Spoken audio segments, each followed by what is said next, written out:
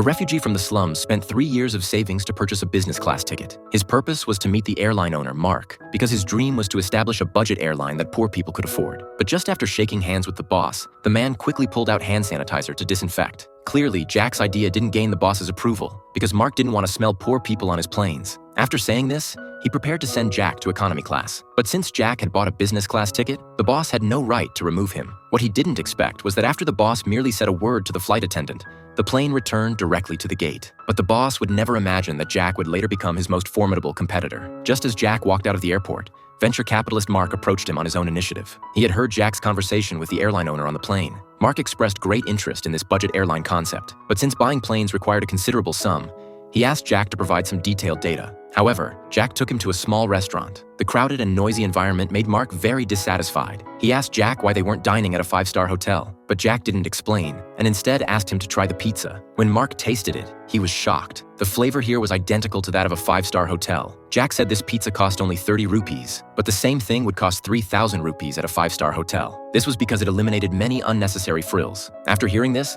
Mark gave him an opportunity without hesitation. It turned out Jack was once an Indian Air Force member. One day, he suddenly received news that his father was critically ill. To go home and see his father one last time, his comrades pooled money for his plane ticket. But when Jack arrived at the ticket office, he discovered economy class tickets were sold out. The expensive business class was beyond his means. No matter how Jack explained, it was to no avail. To get home quickly, he even knelt on the ground begging people nearby. But even so, everyone in the hall turned a deaf ear. Left with no choice, he could only take a bus, transfer to a train, and finally switch to a motorcycle. But by the time he got home, it was already too late. Not being able to see his father one last time became Jack's lifelong regret.